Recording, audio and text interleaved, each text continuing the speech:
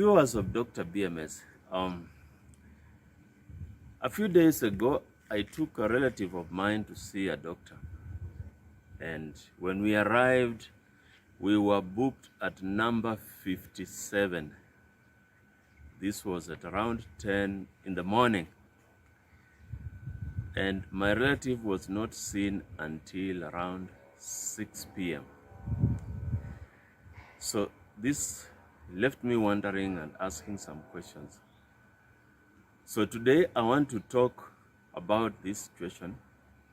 I want specifically to talk to my colleagues, doctors, because I think you have, or we doctors have, a bigger role to play in making this better. That patients can come to see us and spend a disproportionately long period of time before they are seen. Sometimes may not be seen and they have to be rebooked. Has any of my viewers experienced this? You, the doctors watching Dr. BMS, do you find this situation where your consultation room is overflowing with patients and you're not able to attend to all of them? Let's talk about this and see what we can do to make the situation better. But before we delve into it, as always, have you subscribed to Dr. BMS channel? If you haven't, click that subscribe button, activate the bell so that as we produce these videos, you get notified, and your support goes a long way in making the channel useful. So, patients come to your clinic and they want to be seen, and they wait and wait, sometimes for a long period of time. What is the problem? What can be done? I do not have a quick answer, but I have some useful observations which I would like to share, particularly with my doctor colleagues, and maybe this can help. First, that when a person comes to see a doctor, they are sick in body, in mind, and in soul, BMS style. And so they need that care in all those areas, in varying proportions, of course. Some of them have bodily illnesses like malaria, so you can say the body is unwell. Some have got mental illnesses. Some have got psychological, spiritual illnesses. But generally, everyone who is coming to a doctor is unwell and needs that compassion, that care. And so, first suggestion I would make is, if you are a doctor in your surgery, for those who are not medical, a surgery is a doctor's office. If you are a doctor in your surgery and you book 60 patients, there's a high chance that you may not be able to see all these patients. You may not give quality time to these patients because there are just too many. If you make a small calculation, a doctor spending 15 minutes with the patient and you have 60 patients in a day, you need 900 hours. 900 minutes, not hours. 900 minutes translates to about 21 hours. So that is almost a whole day. You are left with just 4 hours of a 24-hour day to sleep, to commute to work, to do some other tasks you may have at home because you are also a family person, you also have friends, other obligations, and even to see patients who are admitted in hospital, not just those ones waiting in your surgery.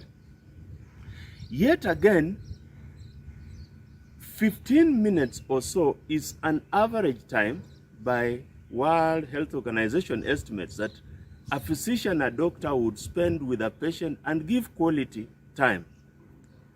So when you book too many patients, what happens is that you spend very little time with patients. And we've had situations where a doctor spends just 2 minutes, 3 minutes with a patient and they're gone. The truth is that these patients don't feel like they have been listened to, they have been attended to, and they feel like they do not get a quality service. There's a lot of truth in that. And so one of the suggestions is that, can you manage a specific number of patients per day so that you have quality time with these patients? You can listen to them, you can examine them, you can know how they are feeling in their hearts, and then you provide that care and that comfort that you are supposed to do as a doctor. Remember, the Hippocratic Oath which we take is about ethics, it's about quality of service, it's about non-interference of the service you're supposed to give to patients because of other considerations. And so if you book many patients, then in a way you are violating the ethics because the quality goes down. I'm tempted to think that sometimes some of us doctors would book many patients for reasons that are financial. Because these patients, when they come to your surgery, they pay. And so the more the patients, the better the reward, financial reward. That is fine, you need to get something out of your work. But the truth is that money is never enough. It's just you, the individual, to say this is enough. So that balance is important. And again, think about it. What if you charged a little bit more in consultation and took less patients than you are taking today and give quality time? Patients will get better services, they will be more satisfied, they will come back more.